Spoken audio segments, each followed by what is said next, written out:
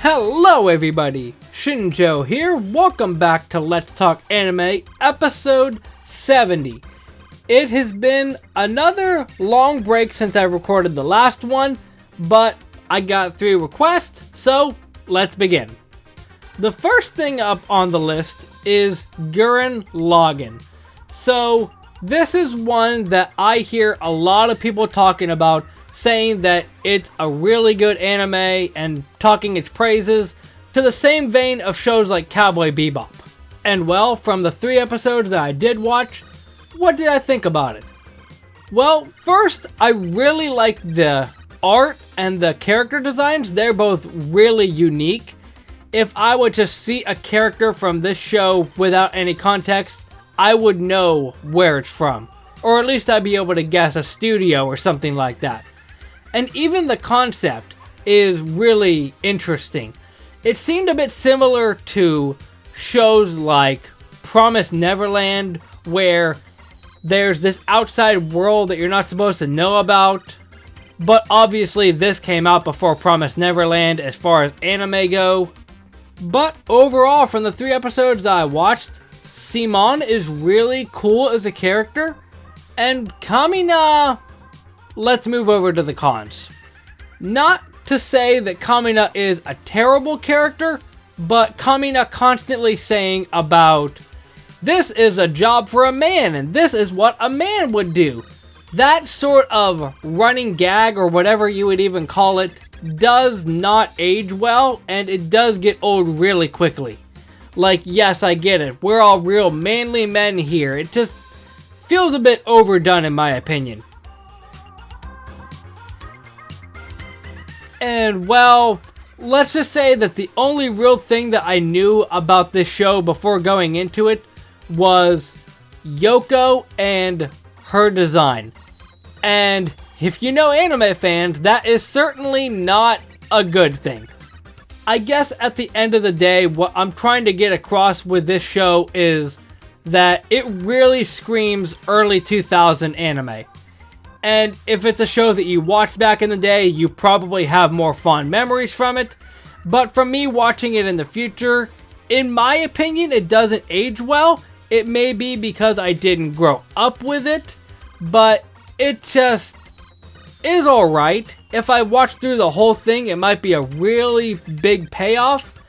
But in my opinion, I am not going to take the time to invest into that.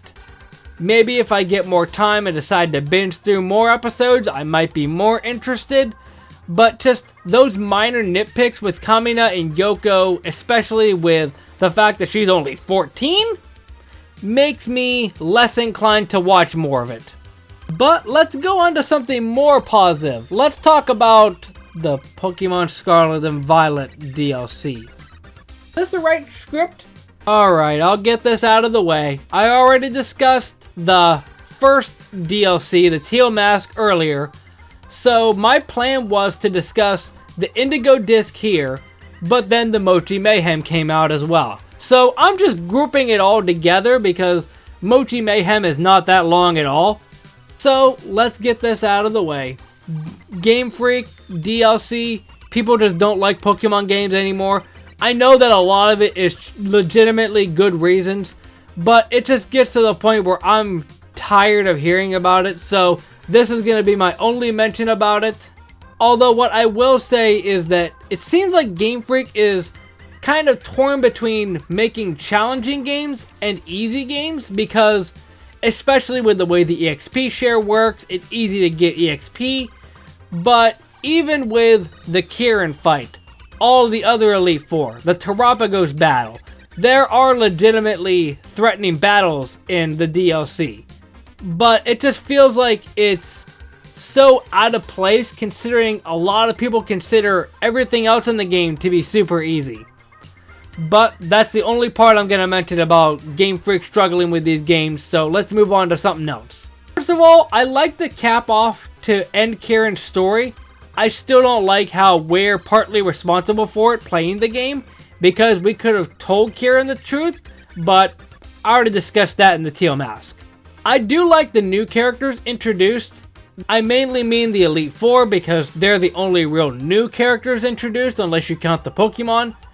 I especially like Lacey because watching a lot of anime, I'm just a sucker for characters with pink hair.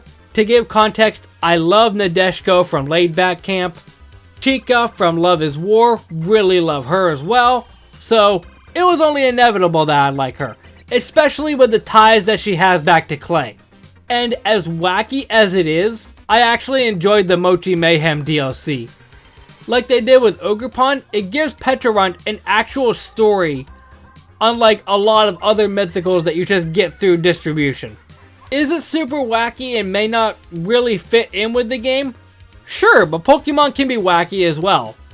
Now, the cons that I will say, obviously I would have preferred the Mochi Mayhem to be a little bit longer because it just felt like it started and then ended and it was just a plethora of battles that you had to go through.